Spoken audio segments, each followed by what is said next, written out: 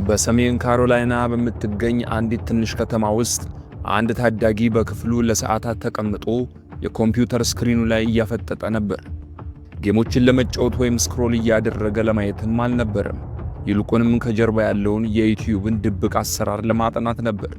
ይህ ወጣት ጂሚ ዶናልድሰን ይባላል። ዓለም ደግሞ በዩቲዩብ ስሙ ሚስተር ቢስት በሚለው ያውቀዋል።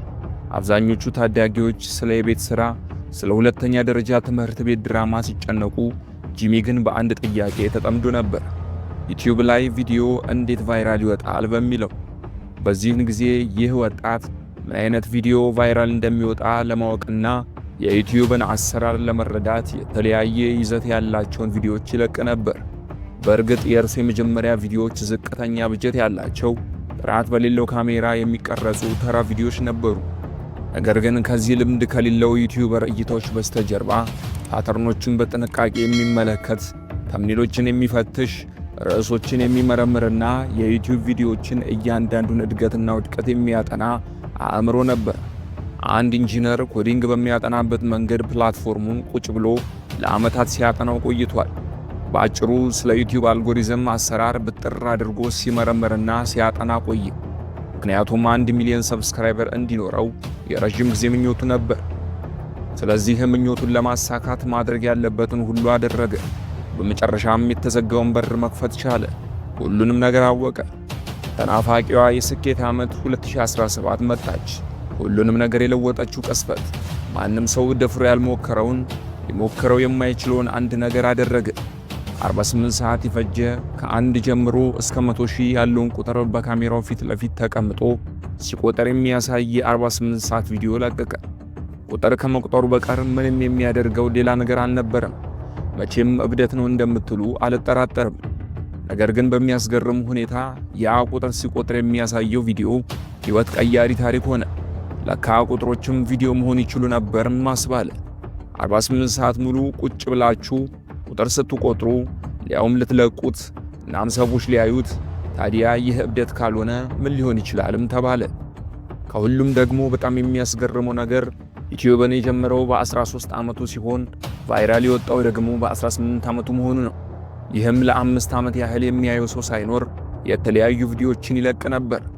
በመጨረሻ ግን አንዷ ቪዲዮ ትልቁ የመነጋገሪያ ርዕስ ሆነች። ሚስተር ቢስት ከ5 ዓመት የልፋትና የፍለጋ ጊዜ በኋላ ቀመሩን አገኘው። የሚገርመው ነገር ሰዎች ብቻ ሳይሆኑ ሕዝቡ ሁሉ ነበር ያየው። ምን አይነት ሰው ነው በሚል ግርምት ሁሉም ተቀባበለው። በቃ ቪዲዮ ላይ ወርድ ከፍ ብሎ ወጣ። የታሰበውም ይሄ ነበር፣ ተሳካ። ማንም ሰው እንደዚህ አይነት እብደት ደፍሮ የሞከረም ያየም አልነበረም። ሚስተር ቢስት ግን አደረገው። በሕይወቱ እንደዚህ ቀን ተደስቶም አያውቅም። ከ5 ዓመት የልፋት ጉዞ በኋላ የተገኘች የደስታ በለስን እንዴት ያጣጥማት ይሆን? ለማንኛውም ግን እንደገና ቫይራል መውጣት አለብኝ ብሎ አሰበ። ይቻል ይሆንን ትሉ ይሆናል። 5 ዓመት ሙሉ ቁጭ ብሎ ዩቲዩብን ላጠና ሰው አዎ ይቻላል ይሆናል መልሳችን። ደግሞም አድርጎታል። ለሱ ከዚህ በኋላ ቫይራል መሆን ተራ ነገር ሆኗል። ስለዚህ ትልቅ እቅድ አቀደ። ማንም ሰው የማይጠብቀውንና የማይገምተውን የሚያስገርሙና የሚያስደንቁ ፊልም የሚመስሉ አዳዲስ ቪዲዮዎችን መስራት። ለዚህም የሚያገኘውን ገቢ በጠቅላላ ለቪዲዮ መስሪያ ሊበጅተው ወሰነ። ወደ ኪስ የሚገባ ተቀማጭ ብሎ ነገር የለም። ብር ይመጣል፣ ወደ ቪዲዮ በጀት ውስጥ ይገባል። $10,000 ካገኘ በሚቀጥለው ቪዲዮ ሙሉ $10,000 ተጠቅሞታል። $50,000 ካገኘ እንደዚሁ ተጠቅሞታል። ሌሎች ዩቲዩበሮች ትርፋቸውን ወደ ኪሳቸው ሲያደርጉ፣ እርሱ ግን እያንዳንዱን ገቢ ወደ ከፍተኛ ድፍረት የተሞላበት አዲስ ቪዲዮ ቀይሮታል። ብዙም ሳይቆይ የሚስተር ቢስት ቪዲዮዎች ከመዝናኛነት አልፎ የዓለማችን አዲስ ክስተት መሆን ቻሉ። እያንዳንዱ ቪዲዮዎቹ በትንሹ 30 ሚሊዮን እይታ አላቸው። ነገር ግን ይበልጥ የሚያስገርመው ነገር የዓለምን ቢዝነስ ስልት የተረዳበት መንገድ ነበር። ይህ ወጣት ሁልጊዜ ከሚታወቅበት ከካሜራ ውስጥ እይታ በመውጣት የገሃዱ ዓለምን ቢዝነስ ተቀላቀለ። እንደ አውሮፓውያን አቆጣጠር በ2020 ሚስተር ቢስት በርገርን ለዓለም አስተዋወቀ። ለየት የሚያደርገው ነገር ምን መሰላችሁ? ይዞት የመጣው የቢዝነስ ሞዴል ቨርቹዋል ዳይኒንግ ኮንሰፕት ይባላል። ሬስቶራንት ወይም ካፌ ወይም በርገር ቤት ብሎ ነገር የለም። በርገሩንም አይሰራውም። ታዲያ ምንድነው የሚያደርገው ካላችሁ፣ የራሱን የበርገር ሬሲፒ ያዘጋጀ። ሚስተር ቢስት በርገር ብሎ ዌብሳይት ከፈተ።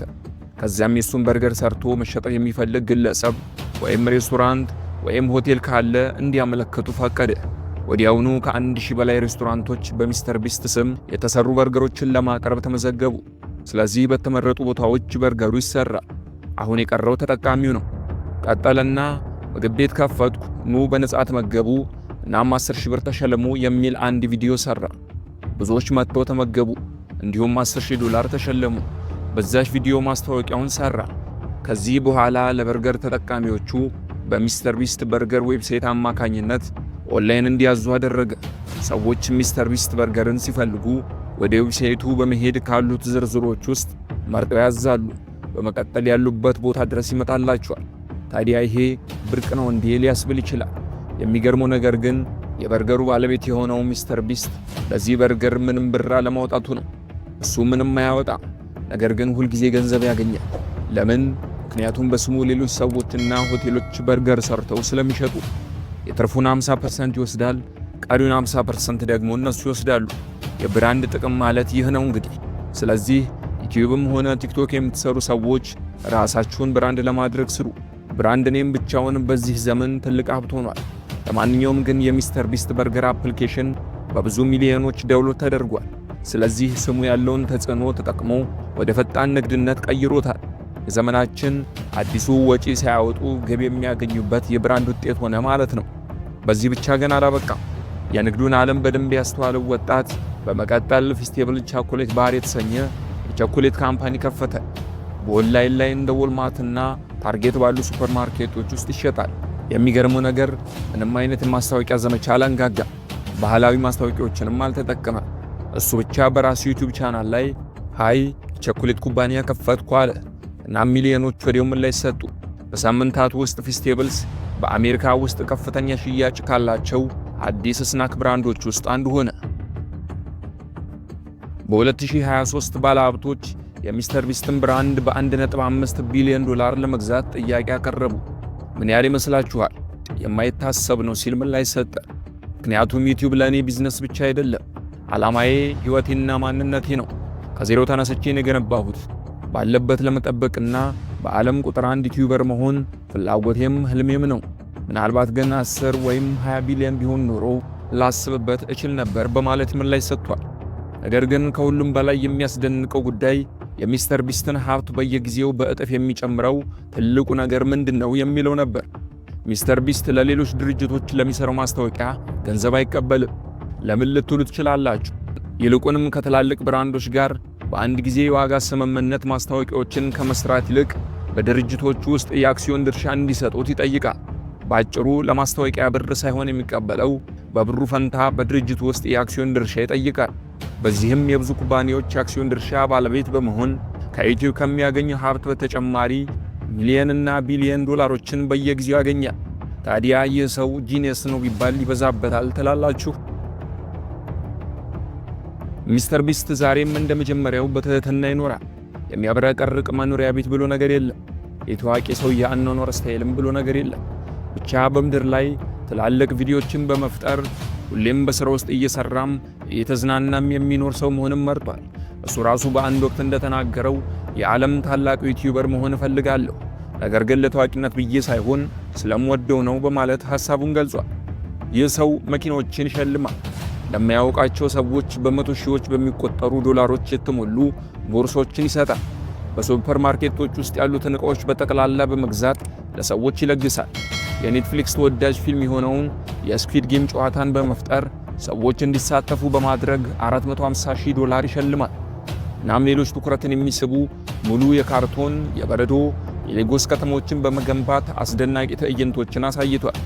በዚህም ዕለት በዕለት በሚሊዮን የሚቆጠሩ ተመልካቾችን መሳብ ችሏል። የእርሱ ቪዲዮዎች ሚሊዮኖችን ነው እንጂ ከዛ በታች ያሉ ቁጥሮችን በፍጹም አይነካካቸው። ታዲያ እንዲህ ያለውን ስኬት በእድል ነው ልንለው እንችላለን? ይህ በእውቀትና በትጋት የሚመጣ ነው። ነገር ግን የሚስተር ቢስት ዓላማ እይታዎችን ማሳደድ ብቻ አልነበረም። ከዚህ ያለፈ በጣም ግዙፍ ግዛት እየገነባ ነበር። ከነዚህ ተወዳጅ ትዕይንቶች ጀርባ ሚስተር ቢስት ትላልቅ ሌሎች ሚዲያዎችን እየገነባ ነበር። በስሩ ራሳቸውን የቻሉ ብዙ ቻናሎችን ከፍቷል። ሚስተር ቢስት 2፣ ሚስተር ቢስት ፕላንትሮፊ፣ ሚስተር ቢስት ሪያክት፣ ሚስተር ቢስት ጌሚንግ፣ ሚስተር ቢስት ሾርት። እነኚህ እያንዳንዳቸው በሚሊዮን የሚቆጠሩ ሰብስክራይበሮችና እይታዎች አሏቸው። ከሁሉም በላይ ደግሞ ቻናሉን ዓለም አቀፍ ለማድረግ በስፓኒሽ በሂንዱና በፖርቹጋል ቋንቋ ስያሜውን ቀይሯል። የእሱ ቪዲዮዎች በዓለም ዙሪያ በመቶ ሚሊዮኖች የሚቆጠሩ ሰዎች ጋር ደርሰዋል። እንደውም ብዙውን ጊዜ እይታቸው ከዋና ዋና የቴሌቪዥን ሾዎች እንኳን ሳይቀር ይበልጣሉ። የእሱን ያህል እይታ ያላቸውን ሾዎች በአሁኑ ሰዓት ፈልጎ ማግኘት በራሱ ፈታኝ ያደርገዋል። አብራችሁን ስለቆያችሁ ከልብ እናመሰግናለን።